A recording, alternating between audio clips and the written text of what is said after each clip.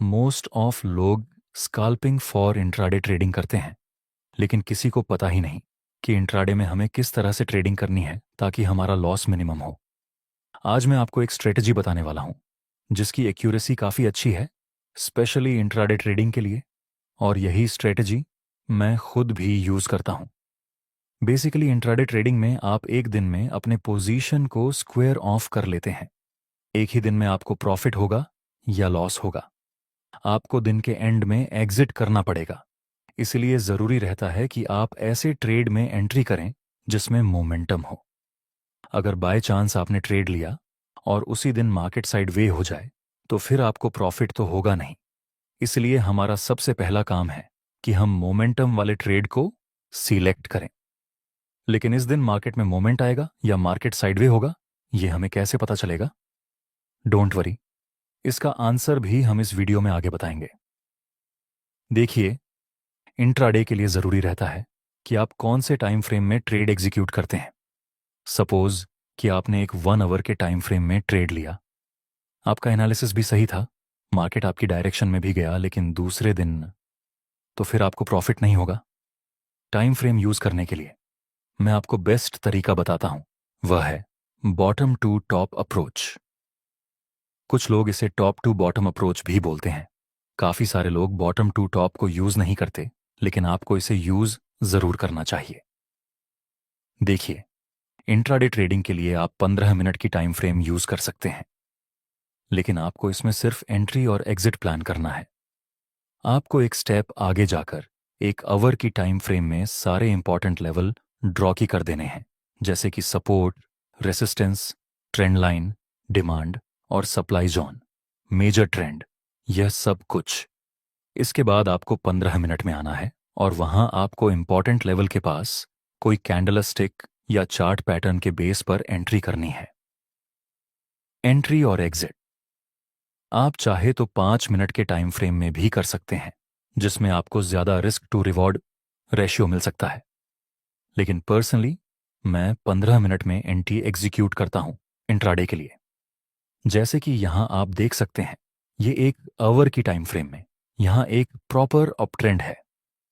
Market higher high and higher low की formation के साथ अप ट्रेंड में मूव कर रहा है।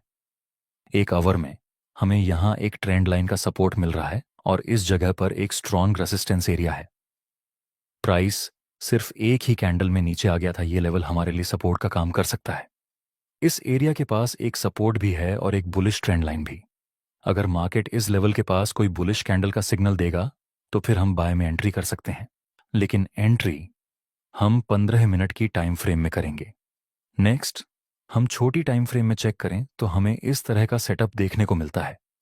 अब क्या यहां मोमेंटम आएगा या मार्केट साइड में होगा, ये चेक करने के लिए हम बोलिंजर बैंड्स यूज करेंगे।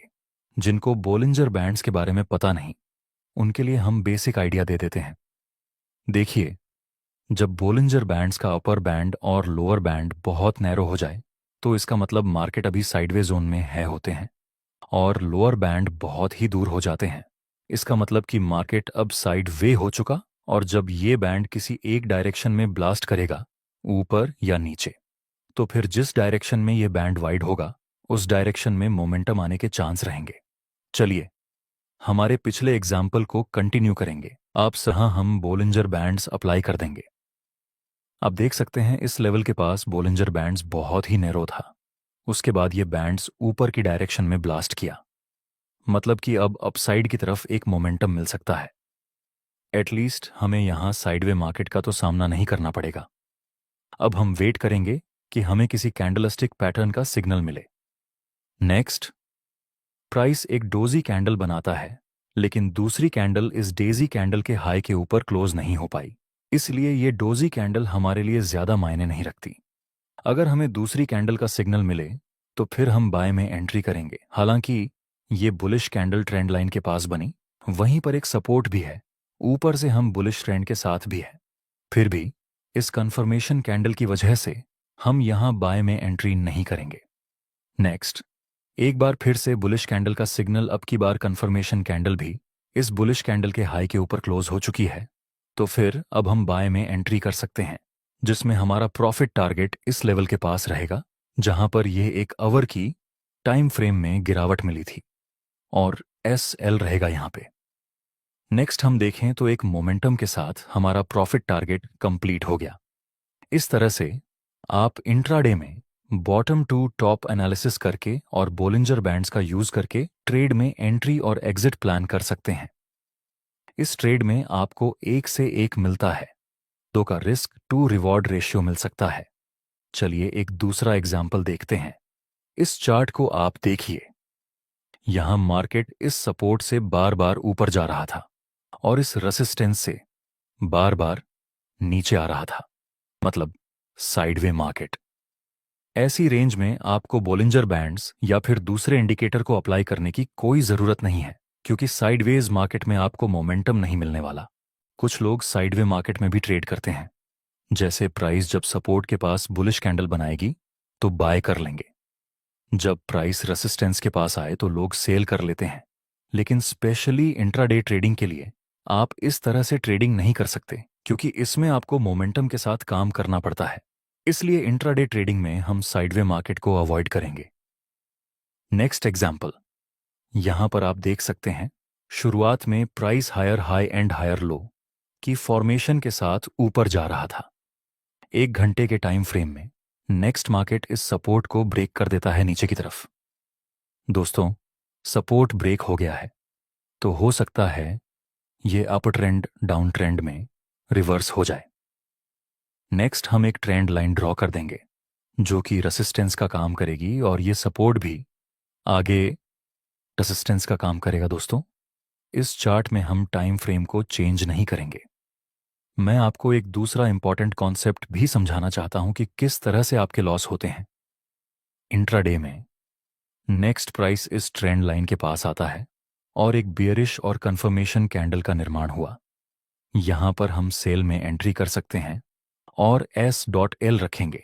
यहां पर इस कैंडल के हाई से थोड़ा ऊपर और प्रॉफिट टारगेट में हम इस सपोर्ट का यूज करेंगे।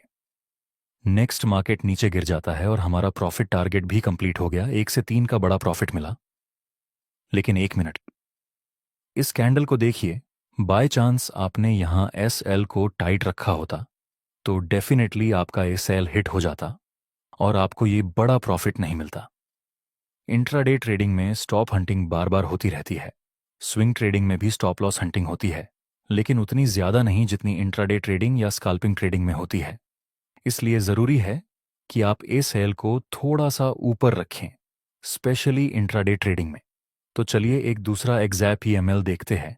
यहां अभी प्राइस साइडवे रेंज के अंदर मूव कर रही है, इसलिए हम ये लो को टच करके एक सपोर्ट लेवल ड्रॉ कर देंगे और ये पॉइंट को टच करके हम एक ट्रेंड लाइन ड्रॉ कर देंगे। दोस्तों, अभी हमें कुछ भी पता नहीं कि आगे प्राइस किस डायरेक्शन में मूव करेगी, इसलिए हम वेट करेंगे कि यह दोनों लेवल्स में से कोई एक ब्रेक हो जाए। नेक्स्ट प्राइस इस इंपॉर्टेंट सपोर्ट लेवल को नीचे की तरफ ब्रेक कर देता है। अब हमें रिटेस्ट का वेट करना है, लेकिन एंट्री हम 15 मिनट की टाइम फ्रेम के अंदर करेंगे। नेक्स्ट हम 15 मिनट की टाइम फ्रेम में शिफ्ट होते हैं। आगे यहां एक बुलिश और कंफर्मेशन कैंडल मिली। ऐसा हो सकता है कि प्राइस इस लेवल तक ऊपर जाए, लेकिन हम ट्रेंड के साथ काम करेंगे, इसलिए हम यहां बाय में एंट्री नहीं कर सकते। नेक्स्ट हम देखें तो प्राइस इस लेवल के पास आता है और हमें बियरिश कैंडल का सिग्नल मिला। यहां पर हम सेल में एंट्री कर सकते हैं। सेल रखेंगे यहां पर, और प्रॉफिट टारगेट के लिए हम इस सपोर्ट का यूज करेंगे। अगर ये टारगेट हिट हो जाता है तो हमें 1 से 2 का रिस्क रिवॉर्ड मिलेगा। आगे हम देखें तो प्राइस नीचे आता है और उसके साथ हमारा प्रॉफिट टारगेट कंप्लीट हो गया। दोस्तों, 1 घंटे की टाइम फ्रेम में भी यहां पर बियरिश सिग्नल मिला था, लेकिन अगर हम यहां सेल करें तो हमारा रिस्क रिवॉर्ड रेशियो पूरी तरह से बिगड़ जाता है। इसीलिए हमने एनालिसिस 1 घंटे की टाइम फ्रेम के अंदर किया और एंट्री की 15 मिनट की टाइम फ्रेम के अंदर। दोस्तों, 15 मिनट के टाइम फ्रेम में ये सपोर्ट का ब्रेकडाउन हो चुका है, जो कि आगे रेसिस्टेंस का काम कर सकता है। नेक्स्ट प्राइस थोड़ा सा नीचे आकर ऊपर जाता है और हमें फिर से एक बियरिश कैंडल का सिग्नल मिला। अगर हम यहां पर सेल में एंट्री करेंगे तो हमारा रिस्क रिवॉर्ड रेशो 1-2 का रहेगा। यहाँ पर हम ए सेल रखेंगे और यहाँ पर अपना प्रॉफिट टारगेट आगे हम देखें तो यहाँ पर भी हमारा प्रॉफिट टारगेट कंप्लीट हो गया है दोस्तों। मुझे उम्मीद है कि आप इस इंट्राडे ट्रेडिंग से काफ़ी अच्छा प्रॉफिट बना लेंगे। आपको ये स्ट्रेटजी कैसी लगी कमेंट में ज़रूर बताना।